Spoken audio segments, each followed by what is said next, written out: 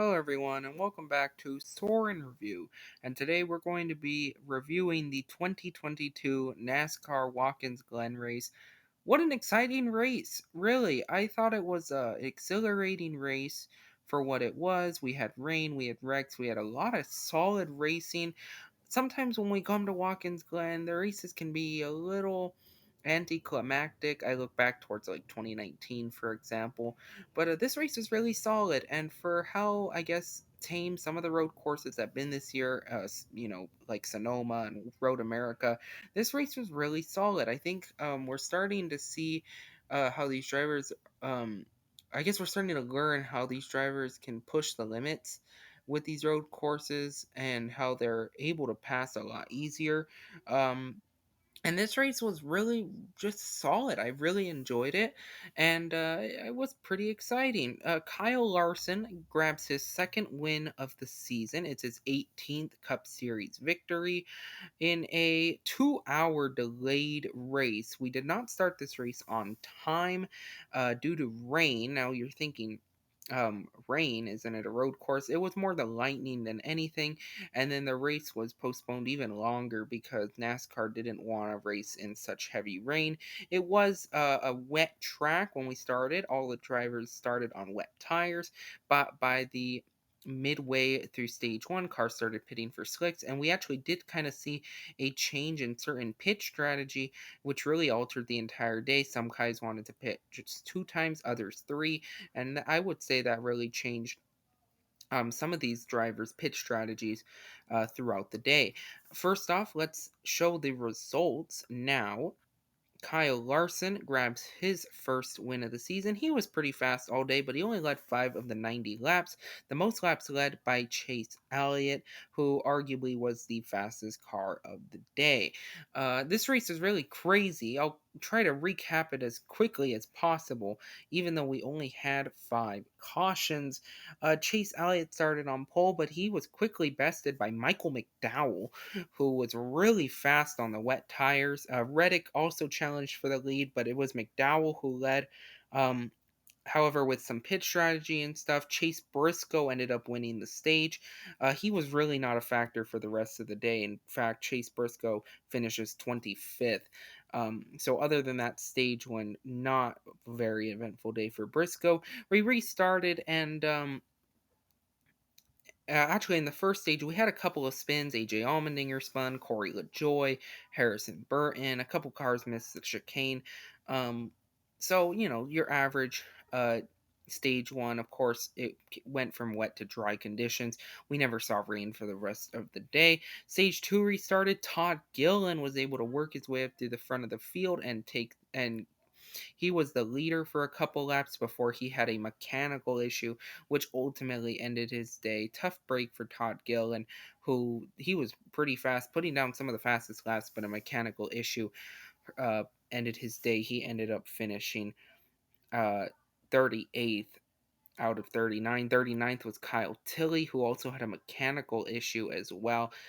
So the British driver, not a good finish for him or Live Fast Racing. Joey Logano then took the lead. He was fast for a good portion of the day. Some other Daniel Caveat also had a mechanical issue during the second stage. Only one other spin during the second stage, which was Mike Rockenfeller and Tyler Reddick. They both spun, and but no caution. Logano ended up winning the stage, if I'm not mistaken.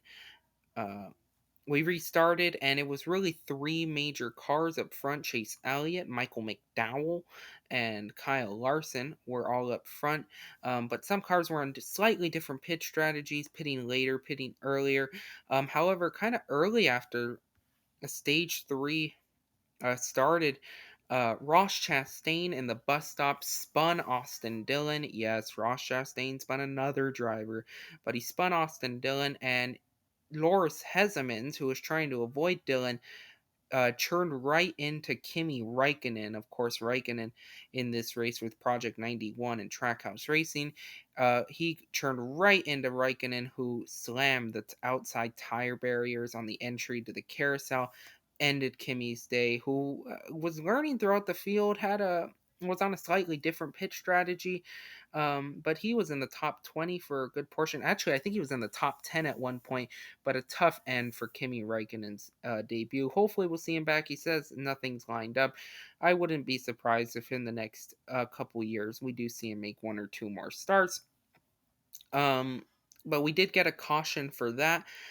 From there, we did get some pitch strategy where I believe four drivers tried to stretch their fuel as much as possible, which was Cole Custer, who led a handful of laps, Austin Dillon, who led a handful of laps, and the Spire cars. It ended up boiling down to nothing until uh,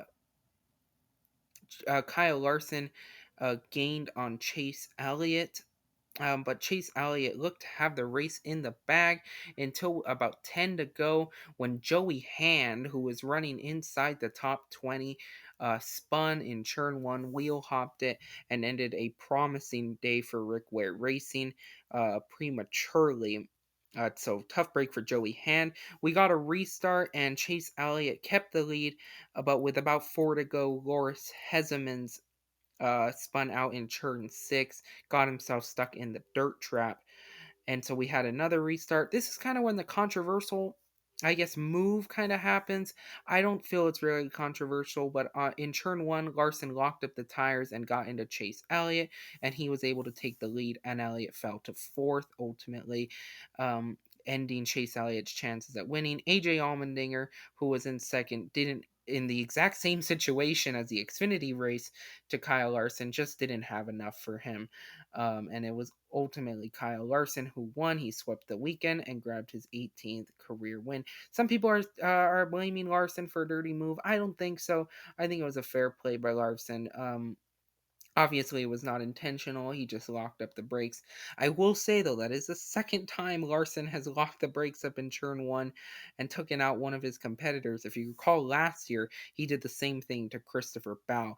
Just an interesting thing to note for Larson. But Larson grabs his second win of the season. We'll go through the results. Kyle Larson wins. AJ Allmendinger second. He was up front for most of the day. Joey Logano led a decent amount of laps. He grabs third, was fast all day. Chase Elliott fourth. Daniel Suarez was in the top 10. Hardly any TV time, but he grabs the top five. Michael McDowell was arguably one of the fastest cars today. He finishes sixth. Tyler Reddick, Christopher Bell, very fast cars. Chris Buescher, we didn't not much TV time for him either. Ninth place finish, and Eric Jones a surprising 10th after qualifying 31st. Really no other notables throughout the field. Martin Truex Jr. and Ryan Blaney 23rd and 24th respectively. So not much to the playoff battle bubble. It is now 25 points heading into Daytona. So I think it'll come down to stage points, and it'll come down to basically who wrecks first. If neither of them wreck, Blaney's basically got it in the bag. Ultimately, I thought it was a solid race. I'm really excited for Daytona. What is going to happen? Oh man, it is basically up for grabs for anyone who does not have a win this season. Just going to be absolutely insane.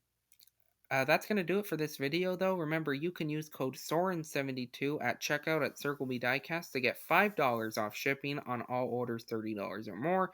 Also, follow me on Twitter if you want, at ReviewSoren. Thank you so much for watching, everyone, and goodbye.